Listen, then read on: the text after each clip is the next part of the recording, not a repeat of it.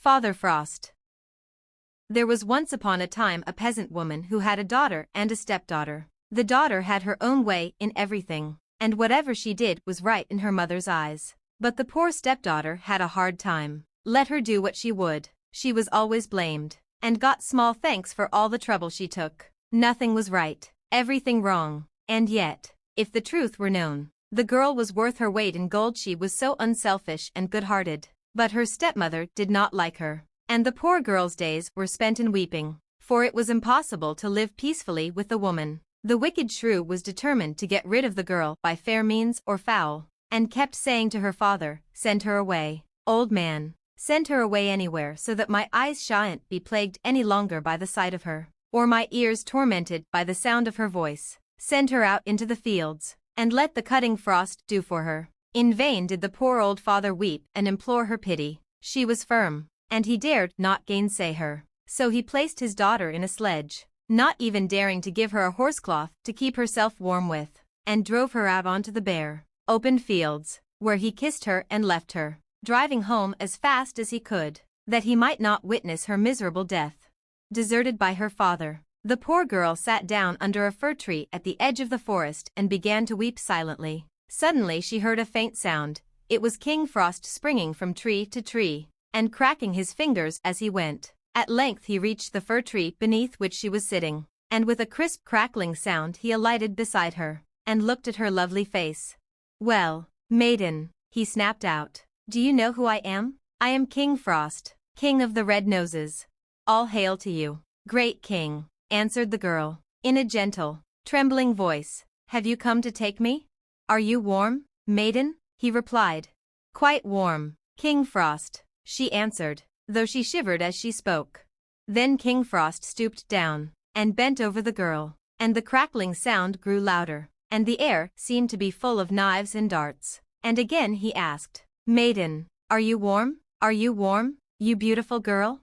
And though her breath was almost frozen on her lips, she whispered gently, "Quite warm, King Frost."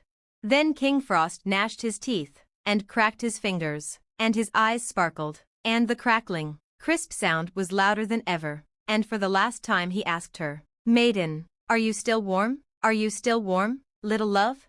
And the poor girl was so stiff and numb that she could just gasp, "Still warm, O king." Now her gentle, courteous words and her uncomplaining ways touched King Frost, and he had pity on her, and he wrapped her up in furs, and covered her with blankets, and he fetched a great box, in which were beautiful jewels and a rich robe embroidered in gold and silver, and she put it on, and looked more lovely than ever, and King Frost stepped with her into his sledge, with 6 white horses. In the meantime the wicked stepmother was waiting at home for news of the girl's death, and preparing pancakes for the funeral feast, and she said to her husband, "Old man, you had better go out into the fields and find your daughter's body and bury her." Just as the old man was leaving the house the little dog under the table began to bark, saying, "Your daughter shall live to be your delight. Her daughter shall die this very night." "Hold your tongue, you foolish beast," scolded the woman. "There's a pancake for you, but you must say, 'Her daughter shall have much silver and gold.' His daughter is frozen quite stiff and cold." But the doggy ate up the pancake and barked, saying, "His daughter shall wear a crown on her head. Her daughter shall die unwed.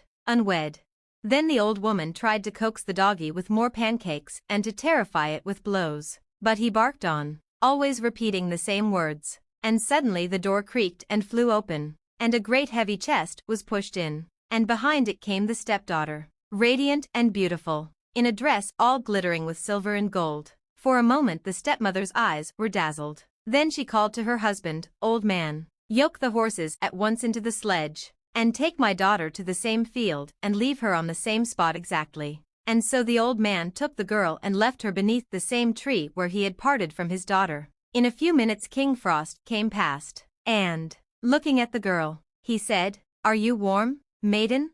"What a blind old fool you must be to ask such a question," she answered angrily. "Can't you see that my hands and feet are nearly frozen?" Then King Frost sprang to and fro in front of her, questioning her, and getting only rude, rough words in reply, till at last he got very angry, and cracked his fingers, and gnashed his teeth, and froze her to death. But in the hut her mother was waiting for her return. And as she grew impatient she said to her husband, "Get out the horses, old man, to go and fetch her home. But see that you are careful not to upset the sledge and lose the chest." But the doggy beneath the table began to bark, saying, "Your daughter is frozen quite stiff and cold, and shall never have a chest full of gold." "Don't tell such wicked lies," scolded the woman. "There's a cake for you. Now say, her daughter shall marry a mighty king." At that moment the door flew open, and she rushed out to meet her daughter, and as she took her frozen body in her arms she too was chilled to death.